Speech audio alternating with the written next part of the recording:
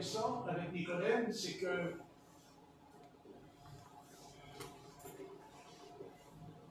s'il n'y avait pas eu Nicodème, il n'y aurait pas l'Évangile chapitre 3 de Jean, chapitre 3. C'est Nicodème qui a permis de ce que Jésus dit à l'homme. Le Seigneur ne se contente pas de nous dire tu es perdu. Il ne se contente pas de nous dire tu es sauvé.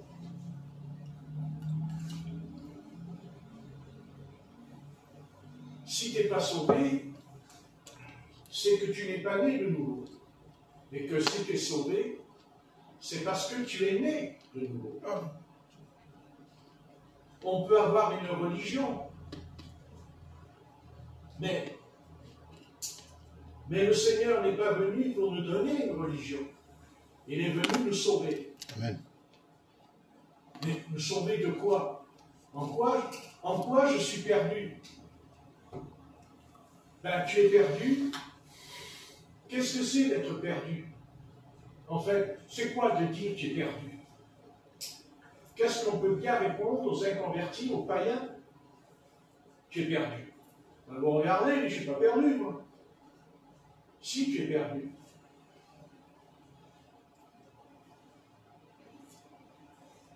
Tu es perdu parce que tu es séparé de Dieu.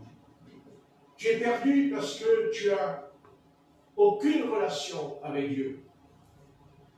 Tu vas me répondre, mais moi j'ai une religion. Mais les démons aussi croient au Seigneur. Donc ils ont une religion, puisqu'ils croient que le Seigneur existe. Et même ils tremblent devant lui. Mais est-ce que parce que les démons tremblent, qu'ils sont changés? Parce que les démons croient que le Seigneur existe, qu'ils ont changé pour autant? Est-ce qu'ils ont reçu un changement en eux? Pourtant, il s'est produit le contraire chez eux. Ils étaient des anges. Mais la Bible dit qu'ils sont devenus des anges déchus. Donc ils ont été changés. Ils ont été changés, comme le serpent qui a été changé dans le jardin. Le serpent a été changé, puisque le Seigneur lui a dit, tu ramperas. Tu ramperas. Tu ne tiendras plus debout. Tu vas ramper. Avant, il se tenait debout, puisque Dieu a dit, tu vas ramper. C'est ça le chaînon manquant. Car tous les scientifiques du monde entier reconnaissent qu'il y a un chaînon manquant entre l'homme et l'animal. Qu'entre l'homme et l'animal, il y a un chaînon manquant. Et ce chaînon, c'est le serpent qui a été changé. Il a perdu son corps qu'il avait. Et Satan, en tant que chérubin, c'était un ange. Un chérubin, mais c'est la race des anges. Son corps a été changé, puisqu'il est devenu un démon. Son corps est devenu un démon. C'est-à-dire un esprit qui s'oppose à son créateur. Une révolte, une rébellion en lui. Donc il a été changé. Qu'est-ce qui a changé l'homme? Ce n'est pas que Satan qui a été changé, c'est l'homme aussi qui a été changé dans le jardin d'Éden, car il était innocent, il était saint et sans péché. Ça nous échappe, mais il était sans péché. Adam. Et pourquoi il était sans péché? Mais parce qu'il faut revenir à son origine de création, sorti de la poussière de la terre. Ce qui n'est pas notre cas. Nous ne sortons pas, nous, quand on est au monde, on n'est pas sorti de la poussière de la terre. on est venu parce qu'il y a eu un acte, un geste. Ouais. Ce geste, au départ, ce que l'homme fait maintenant, Dieu le permet. Mais ça ne veut pas dire que c'est sa volonté d'origine. Ouais, ça. Mais il le permet. Ça s'appelle la volonté permissive. La volonté permissive de Dieu. Permissive, ça veut dire qu'à l'origine, ce n'était pas la volonté de Dieu au sujet de la création de l'homme. Donc Satan a dit, puisque toi, Dieu, tu m'as changé, moi, je vais aussi changer l'homme. C'est-à-dire, je vais le faire tomber. Puisque tu m'as précipité de la montagne sainte, puisque c'est écrit dans Ézéchiel 28. Astre brillant, fils de l'aurore, je te précipite, et précipite, Satan. Mais ce n'est pas Satan, dans le mot Satan qui est précipité, c'est un chérubin protecteur. Il précipite un ange, il le précipite en bas, et dans sa chute, son corps change. Son corps, mais pas que son corps, sa conscience, sa pensée, son idée, sa conception a été changée. C'est-à-dire la révolte, la rébellion contre le Seigneur. Oui, contre Adonai. Très bien. Donc Dieu dit à l'homme, pour pas que tu changes, mais que tu restes dans cette position, dans ta nature, qui est sainte et innocente, il n'y a pas de péché en toi. Il n'y a pas de péché. Mais je sais que tu peux tomber, et il est tombé, parce que Dieu lui a donné quelque chose en lui. Quelque chose qui nous dérange un peu et qui ne fait pas notre affaire, pour le reconnaître. C'est le plus grand combat de tous les combats. Pas ma volonté, mais ta volonté, n'est-ce pas? Qu'est-ce que la volonté et qui est contre le Seigneur, si ce n'est que la chair de l'homme? Qu'est-ce qui fait la volonté du Seigneur, si ce n'est que l'Esprit du Seigneur? On verra plus loin. Mais pour l'instant, ce qui est important, c'est quoi qui est important? C'est que Dieu est à l'origine. C'est Dieu qui a créé l'origine des choses. Et son origine, elle n'est pas compliquée. Son origine, elle est très simple. Mais elle dérange. C'est la sainteté. C'est la sainteté. Pourquoi voulez-vous que la semence du serpent, pourquoi dire non, c'est pas vrai, il n'y a pas la semence du serpent dans le jardin d'Éden? Parce que là, la semence du serpent, c'est pas hors d'Éden. C'est pas hors du jardin. C'est dans le jardin d'Éden que le drame va se jouer. C'est dans le jardin, dans le paradis. Dans le paradis.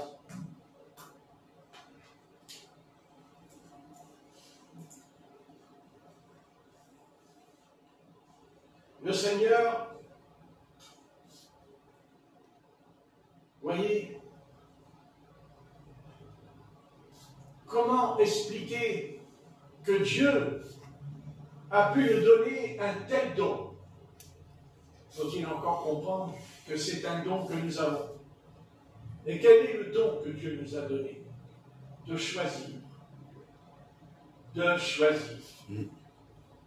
Choisir? Ah non, non, on ne veut pas choisir. C'est pour ça que, vous voyez, dans une doctrine, dans la doctrine du Seigneur, quand elle vient de l'Esprit, il n'y a pas qu'une facette, il y en a deux. D'ailleurs, écoutez, c'est pas compliqué. Là, il y a la page, c'est écrit, mais c'est écrit aussi de l'autre côté. C'est pas écrit que là. C'est écrit là. Donc, dans la doctrine du Seigneur, il y a deux faces, c'est certain. Voyez, c'est Dieu qui l'a voulu et il le veut encore ce soir. Bien sûr, attention, au départ, pour que nous puissions choisir de quel côté nous allons pencher, Dieu a été juste en lui.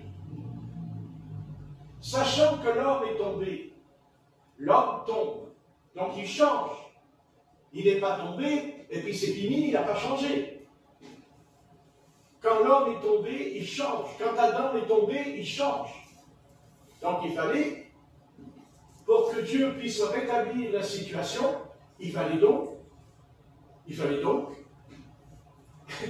que Dieu fasse que nous changions nous aussi, puisque nous sommes nés dans le péché à cause d'Adam. Mais ce que Dieu a mis dans Adam et Ève, il faut choisir. Ça ne nous plaît pas. Ça ne nous plaît pas parce que si on tombe, on dira, c'est pas de ma faute. Je tombe, c'est pas de ma faute. C'est la faute de Satan.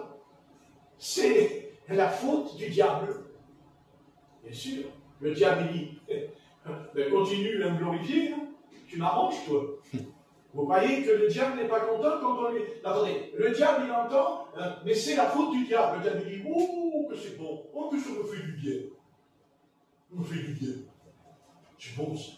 Ah, que c'est bon. Oh, c'est moi.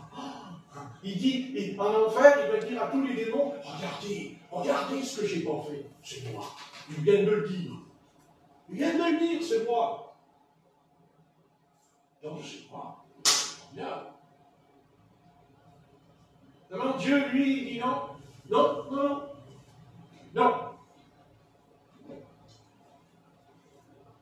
Attention. La tentation, la proposition, ça, c'est Satan. On est d'accord. Mais après,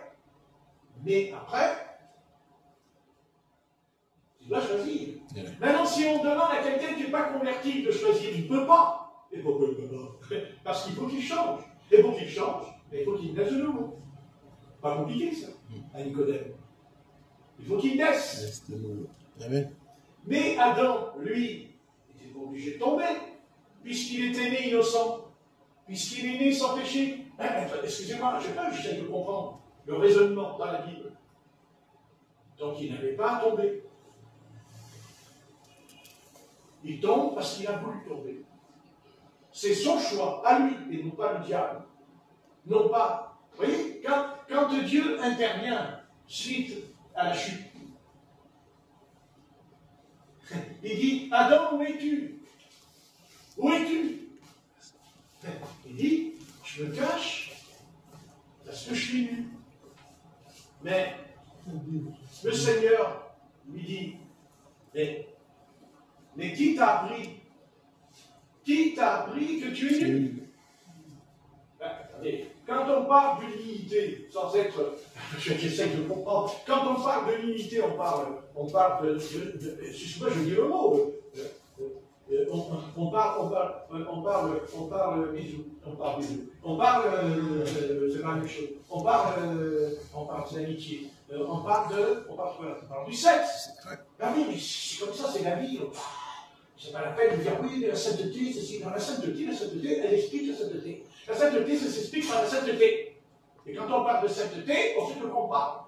Éclairez la Bible tout au long de l'histoire biblique. Bon. Donc l'homme tombe, et quand il tombe, il refuse d'être responsable. Il n'est pas d'accord. Il dit, je ne suis pas responsable. C'est elle. Pas moi. Moi, j'y peux rien. C'est pas de ma faute. C'est pas moi. Ah, c'est pas moi. Ah non. Ah non, je suis une pauvre créature. Tu es un menteur. Adam, tu es un menteur. Tu mens au Seigneur. Parce que Dieu t'a créé parfait. Dieu t'a créé parfait. Soit bien clair. Car il n'est pas question de péché avant sa chute. Oui. Ah, le vilain mot. Le vilain mot, le péché. Et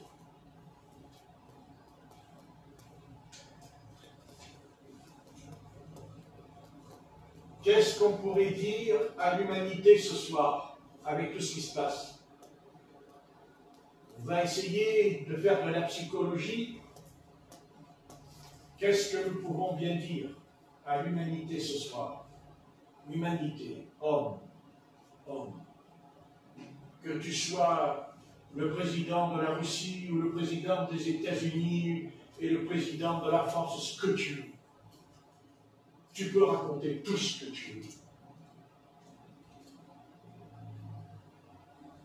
Ton péché, le péché, voilà la racine de tous les maux. Le péché. On n'a pas besoin qu'on nous l'enseigne, car on sait très bien, même tout en étant convertis, ça nous est arrivé de pécher. Mais alors, qu'est-ce qu'on se sent mal, hein? Ah là là là, on passe un mauvais quart d'heure. Hein. Et des fois, on finit par croire qu'on n'a même pas été pardonné. Savez-vous qu'on croira plus au pardon quand on n'était pas converti que quand on est converti? Vous savez ça. N'est-ce pas? N'est-ce pas? Vous savez très bien, quand vous n'étiez pas converti, vous avez cru au pardon plus facilement que quand vous êtes converti. Hein? Vous sentez que c'est pas pareil, hein, le châtiment.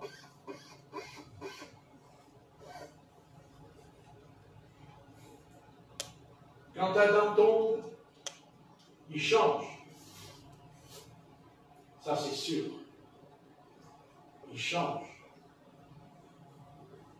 Et le seul moyen, dans le jardin, vous savez, c'était la solution.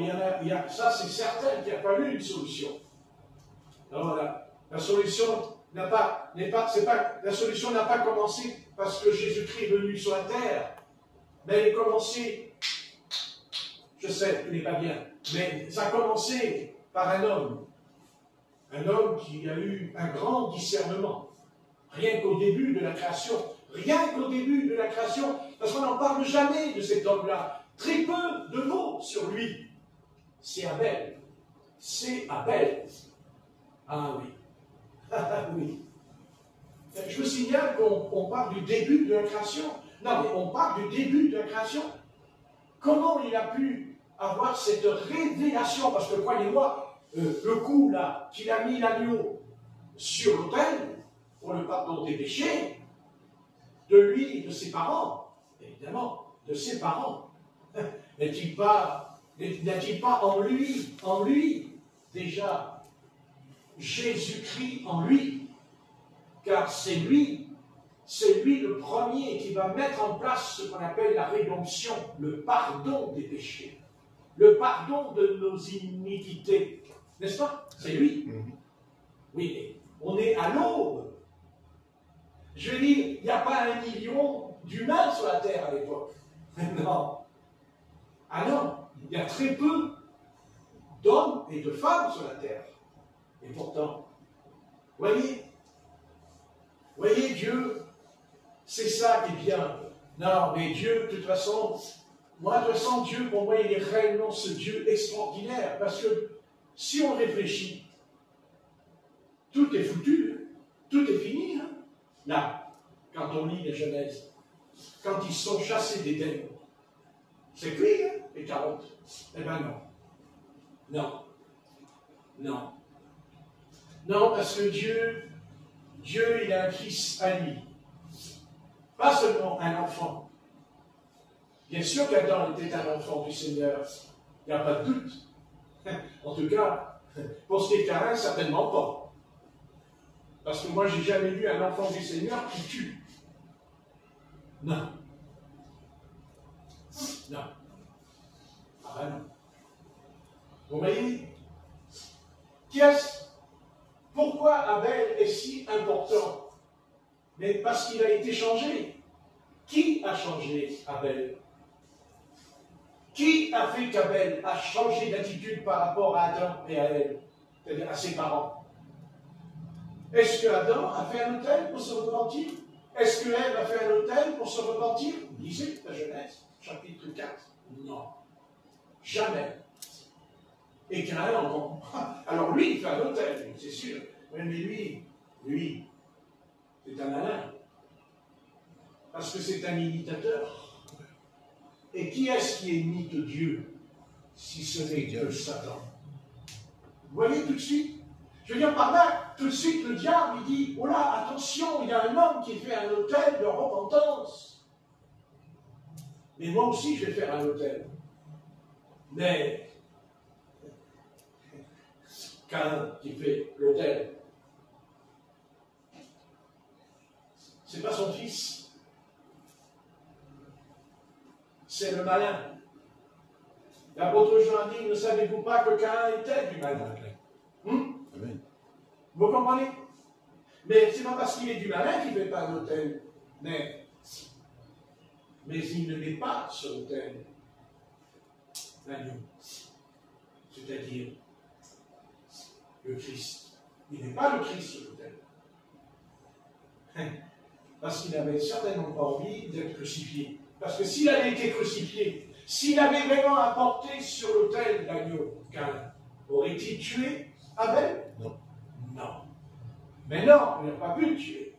Puisqu'il a porté le sacrifice, le vrai sacrifice de lui-même, de repentance. Donc Caïn ne s'est jamais repenti. Pas plus que les démons ne se repentent. Il ne s'est jamais repenti, Caïn. Mais non. Il ne s'est pas repenti. Jamais. Et ça, c'est un avertissement qui doit tous nous faire réfléchir. Qu'on a pu se repentir de certains péchés, mais pas de tout péché. Car il peut y avoir un péché en nous où on ne s'est pas repenti. Hein? Un péché où on ne s'est pas repenti. Parce qu'on considère que ce n'est pas ma faute. Je suis faible. Je suis faible, je suis charnel, j'ai de rien. Hein? Mais qu'est-ce que la chrétienté aime cette phrase? Ah, mais je suis charnel. Ah, mais je suis faible. Ah oui. Oh, la belle affaire. Le Seigneur nous dit, je sais que tu es faible. Et tu n'es pas obligé de l'accepter, ta faiblesse. Ah, mais moi, je ne peux pas. Oui, tu ne peux pas, c'est vrai, que si tu es possédé. Là, je te suis. Parce que si tu es possédé par un démon qui habite en toi, évidemment, tu ne peux pas. Mais j'ai fait le nécessaire. J'ai fait le nécessaire. Je les ai chassés. Et tu vois, tu n'as aucune excuse. Parce que tu as 4 évangiles dans la Bible. Tu as 4 évangiles, 4 lettres dans la Bible, où tu ne pourras jamais contredire cette vérité, et que les démons sont chassés. Blanc. Et prends ça dans les dents. Chrétien qui veut se justifier que tu es faible. De toute façon, vous savez, le salut, le vrai salut de Dieu en nous, sachez qu'il commence le premier jour où on nous a annoncé la bonne nouvelle. Le premier jour où tu as entendu la bonne nouvelle, c'est là, c'est pas ailleurs. C'est à cette minute-là que tu es né de nouveau. Et si tu n'as pas changé, c'est que tu n'es pas né de nouveau. Non. Tu as une religion, mais tu n'es pas transformé et tu n'es pas changé. Parce que l'œuvre du Christ, c'est de me changer et de me transformer. Oui. Ça, c'est certain. Mais est-ce que je le veux vraiment? Est-ce que je le veux vraiment? C'est embêtant, hein, est-ce que je le veux? Ah, ça nous arrange, hein, que ça fait notre affaire, hein, c'est pas moi, hein, ça c'est pas moi, hein, non, moi je peux rien faire. Hein. Ah, je peux rien faire. Non. Enfin, quand tu te lèves le matin, excuse-moi, tu te lèves quand même. Et quand tu as faim, tu te fais manger quand même. Hein. Quand tu as faim, tu vas voir le bazin, toc toc toc, bazin, j'ai pas mangé, tu peux me faire cuire la viande. Le bazin, il va me dire, attends, tu peux pas faire cuire ta viande. Non, non, non, je ne peux pas faire cuire ma viande, je suis faible. Ah bon? Ah, je peux pas. Ah, je peux pas. Le Seigneur, il a dit, je ne peux pas. Ah non. Vous croyez pas qu'il va dire un petit coup là? Non, tu peux. Bien sûr que tu peux prier. Bien sûr que tu peux lire la Bible. Oui, tu peux lire la Bible. Oui, tu peux prier pendant 1 heure. Et tu peux prier pendant 2 heures. Parce que tu ne le fais pas. Parce que tu ne veux pas. Pas possible. C'est pas vrai. C'est faux. C'est pas vrai. Si les chrétiens se lèvent le matin pour aller travailler, ils disent au Seigneur, je ne peux pas, je suis faible. Alors, je n'y vais pas. Et le patron, à la fin du mois, il va te donner un chèque de double. Vous voyez, il va vous donner le double? Mais je crois qu'il ne va rien vous donner du tout. Le chèque, il vient tout seul? Très bien. Tout à l'heure, je prends un exemple. Tout à l'heure, Philomène, elle va rentrer à la maison. Parce qu'elle va rentrer. Elle me dit, quand est-ce que je vais arriver à rentrer avec lui? C'est une drôle d'histoire avec ce temps. Bon, mais je vais rentrer quand même. Et quand elle rentre, elle se met dans le fauteuil, et elle dit, apportez-moi à manger. Allez, apportez-moi à manger. Oui, bien sûr. Bien oui, bien sûr. Ben non. Non. Non, bien sûr, je ne sais pas ce qu'elle fait, je ne la vois pas. Mais quand je vois son regard, je sais un peu ce qu'elle fait. Eh oui. Non, mais elle ne dit pas en rentrant, oui, mais je suis faible. Je suis fatigué, je suis faible. Il fait chaud. Alors je vais mettre la tête dans le congélateur et ça va me refroidir. Et après, je me mets au lit et je dors. Débrouillez-vous. Non. Elle sait. D'ailleurs, elle est très encouragée quand je parle. Et je l'encourage, je lui annonce ce qui va lui arriver tout à l'heure. Mais je n'ai pas besoin de le prophétiser. Elle le sait ce qui va lui arriver tout à l'heure. Et elle le fait qu'une fois? Elle ne le fait que 2 fois? Non. Non, elle le fait dès le jour, non pas dès le jour qu'elle est née, mais dès le jour qu'elle s'est mariée. Intéressant, c'est le mariage. C'est sympa le mariage. C'est beau le mariage. Le jour du mariage, ça serait intéressant quand même que le maire pose la question. Alors, Marie, tu vas faire la vaisselle, tu vas laver les chaussettes, tu vas laver les draps, tu vas laver par terre, et avec quel produit? Il se retourne, il regarde son épouse, il va se marier, il va aller par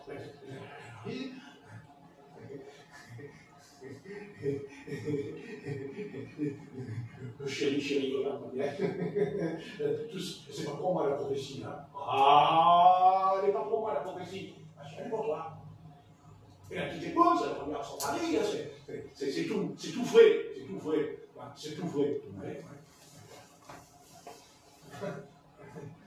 Elle dit, mais chérie, mais pourquoi tu veux me marier? C'est pour laver tes chaussettes, me marier pour laver ton pantalon, me marier pour le repasser ton pantalon. Parce que ton pantalon, tu n'as pas envie de le repasser, le pantalon. Tu n'as pas envie de prendre le fer et de repasser le pantalon, les chemises. Mais un jour, on change. C'est bien. Un jour, on change, c'est le contraire. Un jour, d'un seul coup, le mari dit, oh chérie, donne-moi le faire repasser, je vais le faire. Alors, chérie, tu veux repasser, mon chéri? Oui. Alors, elle lui donne le fer, et après, la chemise, elle est brûlée.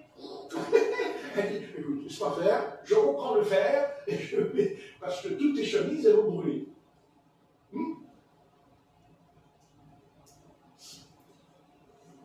Mais ce n'est pas parce qu'on a brûlé la chemise qu'il faut abandonner. Ce n'est pas parce qu'on a brûlé le pantalon qu'il faut abandonner. Oui. Ah oui, on ne fait pas la vaisselle sans casser le verre. Hein. Il faut apprendre. Oui. Voilà, changer. Oui. Nous pensons que de changer, vous savez, changer pour le christianisme, on part des choses de Dieu, des grandeurs de Dieu. Mais changer, c'est aussi mettre le tablier autour du ventre. C'est aussi faire la vaisselle. C'est essuyer les verres. C'est laver par terre. C'est faire le ménage. C'est faire les courses. Et que ce ne soit pas obligé, que ce soit l'épouse. Mais j'ai ma part à remplir. S'il fallait faire les choses parce qu'on a envie, on ne fait plus rien, parce qu'on n'a pas beaucoup envie. Hein? Oui. Ah oui. Bon, on va arrêter, mais...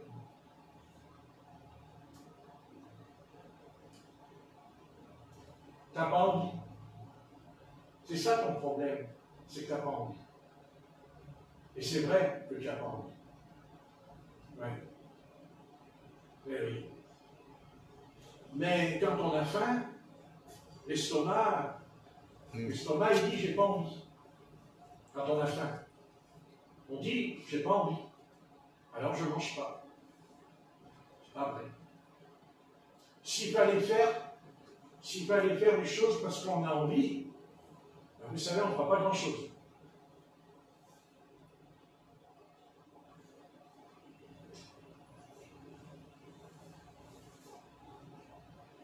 Le Seigneur Jésus, lui aussi, n'avait pas envie de mourir sur la croix. Pourquoi il avait envie? Ah oui, il avait envie. Ah, mais c'est sûr. Non, mais le Seigneur, finalement, il se suicide hein, sur la croix. Il se suicide, c'est sûr. Ah oui, puisqu'il a envie. Mais le Christ ne s'est pas suicidé sur la croix. Jésus n'a pas un esprit de suicide quand il va sur le bois maudit. Il y va.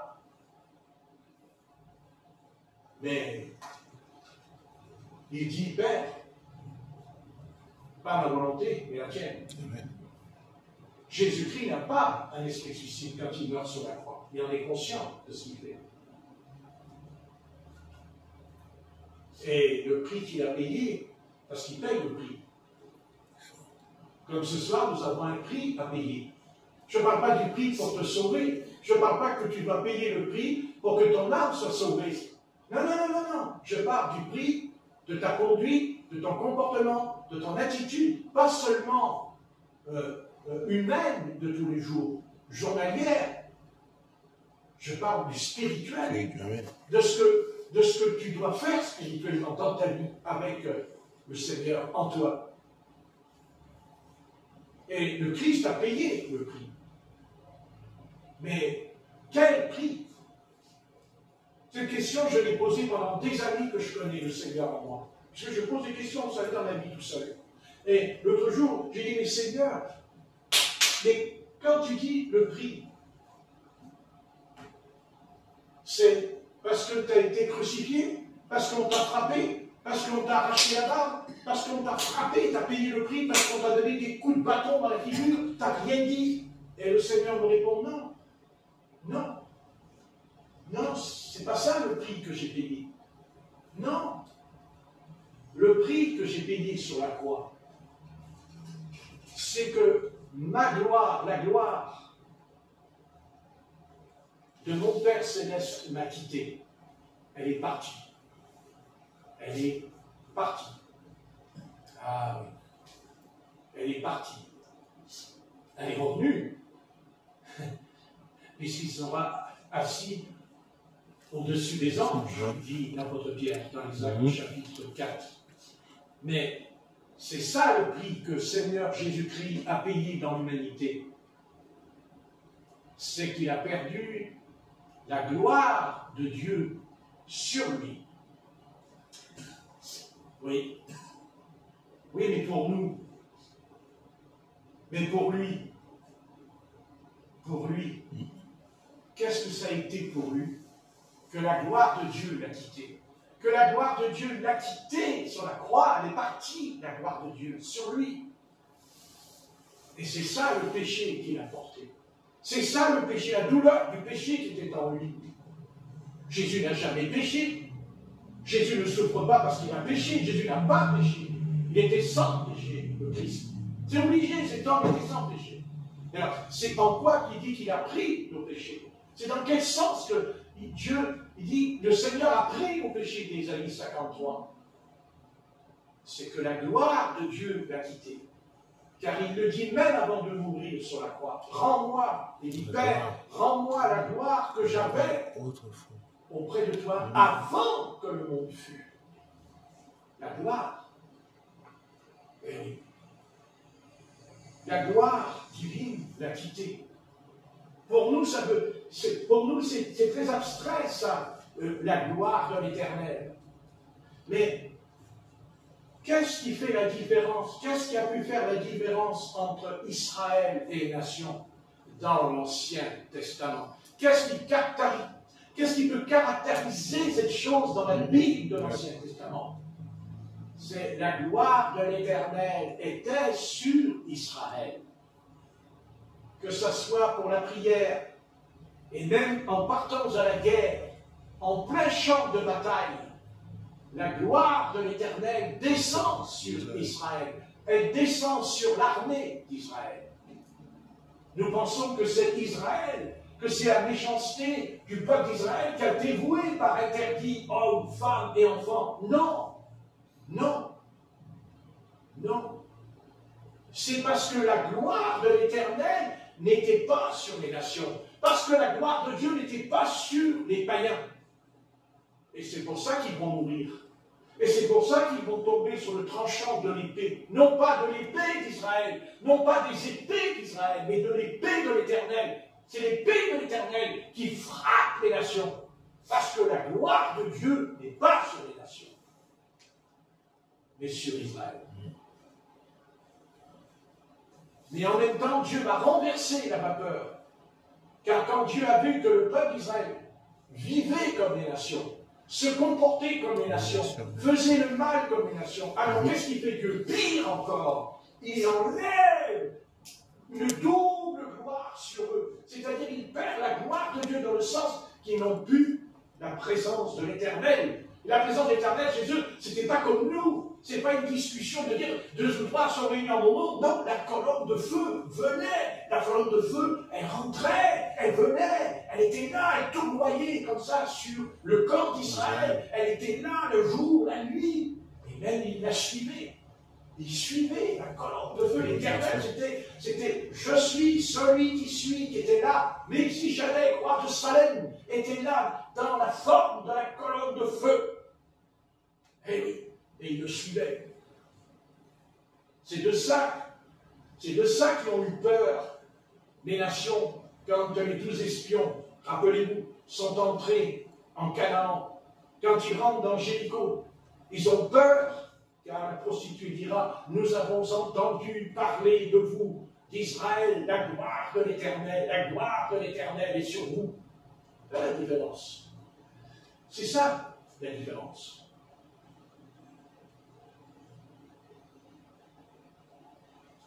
Mais ce qui s'est passé, c'est pour nous. Mais nous ne remplissons pas le contrat. Parce que nous, ça nous dépasse le contrat.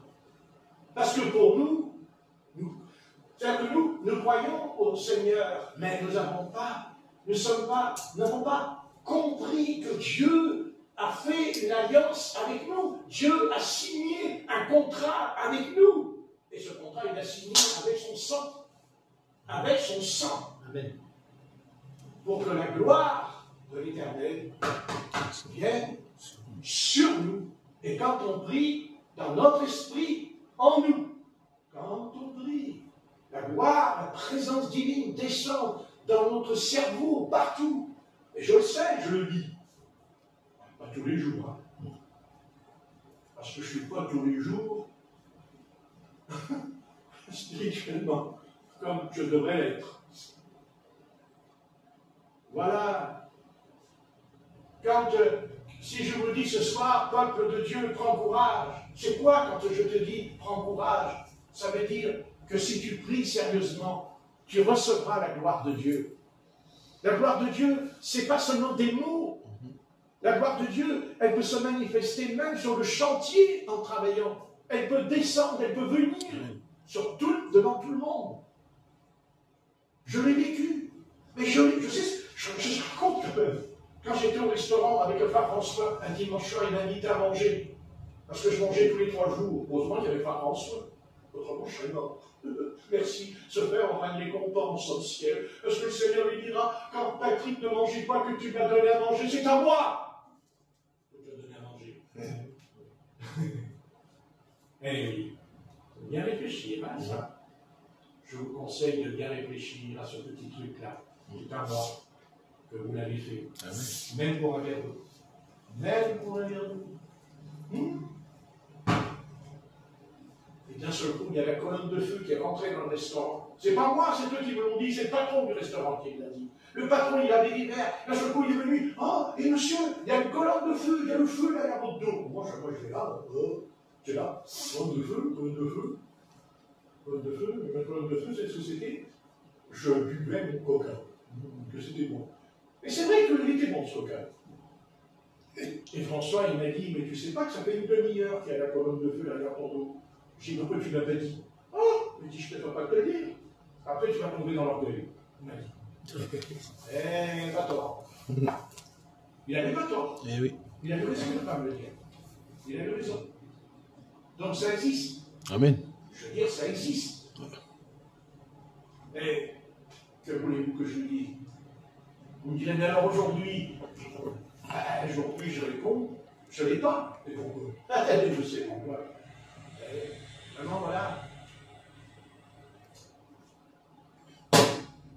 C'est qu'avant, je priais 11 heures par jour. Tu priais 11 heures par jour? Tu me racontes des bobards, mon frère. Non, je priais 11 heures par jour.